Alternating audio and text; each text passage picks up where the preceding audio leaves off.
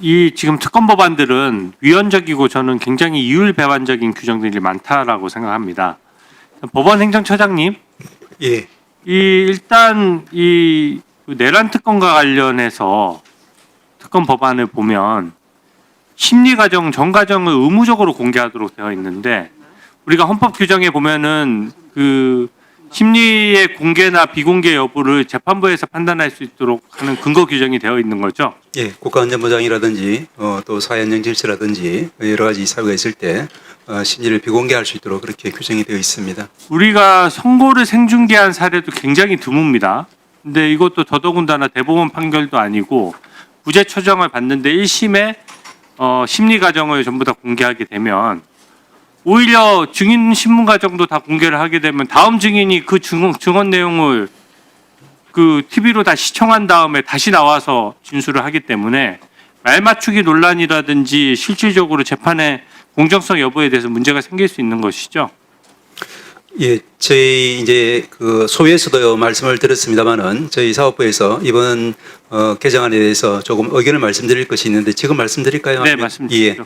예, 일단 저희들은 이제 그 중대 국가 재판 사안에 있어서 국민들의 알 권리라든지 또 재판 공개 원칙이라든지 또 사법 절차의 투명성, 신뢰성 제고 측면에서 이걸 공개를 또 재판 중개를 한다 이런 기본 원칙에 대해서는 반대는 하지 않습니다만은 위원님 말씀하신 것처럼 헌법 109조에 있는 심리 비공개에 관한 중요한 이제 헌법적인 가치들 그리고 또 여러 가지 이제 기술적인 문제 이런 것 때문에 지금도 이제 특검법 자체에 대해서 여러 가지 이제 헌법적인 이슈가 제기되고 있는 상황에서 이런 이제 개정안이 그와 같은 이제 위헌 시비에 휘말리지만 않고 더 이제 재판의 충실성을 강화하는 쪽으로 이제 개정되었으면 좋겠다는 생각에서 저희들이 몇 가지 지금 의견을 좀 준비했습니다.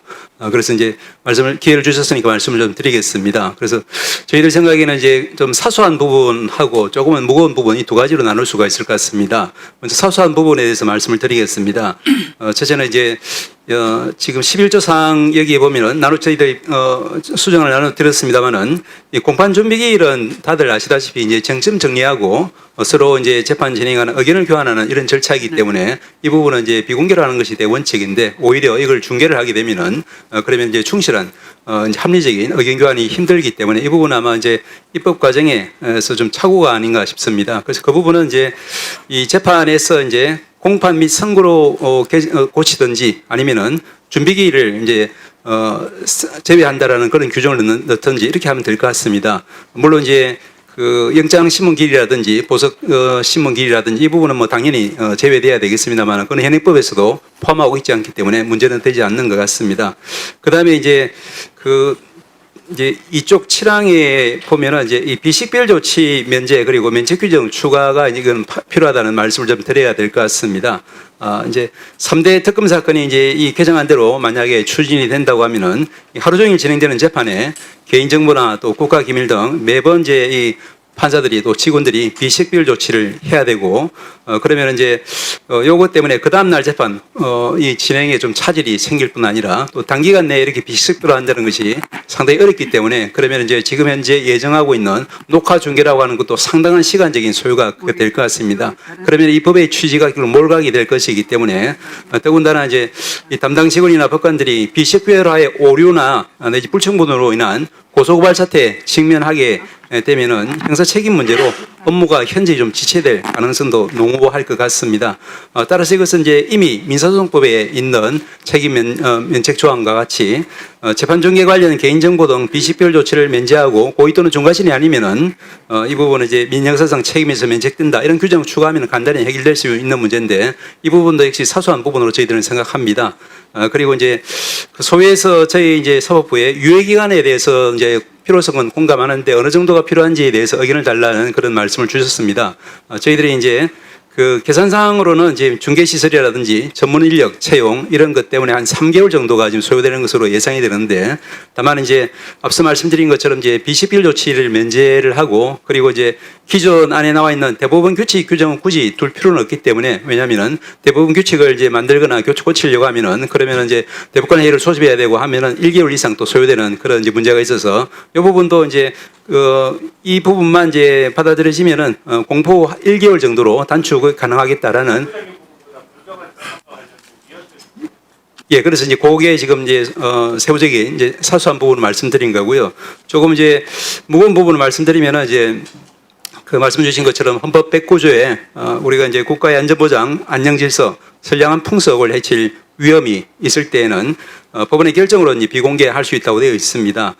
이것은 이제 그 이와 같은 법의 헌법상 보장을 위한 것으로 저희들이 이제 그 각종 헌법 교과서라든지 행정법 교과서 또 이제 국가권력 규범론 교과서를 좀 찾아보니까 이것을 보장하지 않는 법률은 상당한 좀 유연성이 문제되고 있다는 그런 걸 발견할 수가 있습니다. 그래서 이제 현행 특검법, 내란 특검법이나 또 지금 새로 이제 그 추가하는 이제 순직해병 특검법이나 김건희 특검법 여기서는 특별한 사정이 있는 경우에는 재판부 결정으로 예외를 둘 수 있다고 되어 있지 않습니까? 그래서 그와 같은 이제 규정이 주어진다면은 적어도 이 부분 위헌성 시비는 최소화할 수 있겠다라는 그런 생각을 이제 저희들이 오늘 말씀을 드리고요. 그다음에 이제 위원님 말씀하신 것처럼 이게 이제 이 신속 충실한 정원 확보에 좀 장애가 된다 이런 관점에서도 좀 말씀을 드려야 될 것 같습니다. 아시다시피 이제 그 정원 거부권자의 정원 거부 사태가 좀 첫째로 문제가 됩니다. 왜냐하면은 형소법 147조 등의 공무상 비밀 등 이유로 정원 거부권자가 이제 재판 중개로 인한 신상 노출이 된다고 하면은 정원 거부권을 행사할 것이 좀 당연히 예상이 됩니다. 현재 저희들이 파악하기로는 현재 이제 재판 진행 중인 재판부에서도 이러한 이제 그 비공개 재판을 하는 주된 이유가 바로 이와 같은 이제 국가기밀 혹은 공무상 비밀 유지 의무자가 정언을 하도록 하기 위해서 비공개로 하는 그런 경우로 저희들이 파악을 하고 있습니다. 잘 아시다시피 이제 정부사 소속원이 재판부에 이런 이제 약속을 믿고 나와서 정언했던 그런 경우도 보고를 받았습니다만은 이처럼 이런 부분이 있어가지고 이제 해소가 되지 않으면 상당히 재판의 실질적인 진행에 좀 차질이 있겠다 이런 말씀이고요. 다만 이 부분은 이제 헌법 109조 중개 예외 규정이 도입되면 상당 부분은 해소될 수는 있겠다는 그런 말씀도 동시에 드릴 수는 있겠습니다. 두 번째로 이제 피해자가 아닌 이제 그 피해자 이제 내란 사건 피해자 혹은 적극적인 수사 협조자의 경우에도 정언 중개에 따른 정언 거부 사태가 좀 예상이 됩니다. 형소법 294조의 3 이런 걸 보면은 범죄 피해자의 사생활 보호 등을 위해서 심리를 비공개할 수 있도록 규정을 하고 있습니다. 그런데 중개방송 때문에 이제 정원 확보가 상당히 곤란해질 그런 우려도 좀 충분히 예상이 되고, 가령 이번에 이제 비상계엄에 의해서 체포 대상이 됐던 분들이라든지 또 신체적, 정신적 위해를 입었던 분들이라든지 이런 분들은 피해자의 어떤 범죄에 들어갈 수 있기 때문에 그분들이 이제 이런 정식으로 이런 문제 제기를 할 때는 재판의 정상적인 진행이 좀 상당히 어려워질 우려가 있다 이런 말씀을 드릴 수 있고요. 그리고 이제 피해자가 아니라 이제 수사에 적극 협조하는 정인의 경우에도 이 전체 국민들에게 이제 이루어지는 중개방송 그 두려움 때문에 정언을 깊이 하고 그로 인해서 재판이 사실상 굉장히 좀 지연될 우려가 있다 이런 부분도 저희들이 우려를 하고 있습니다.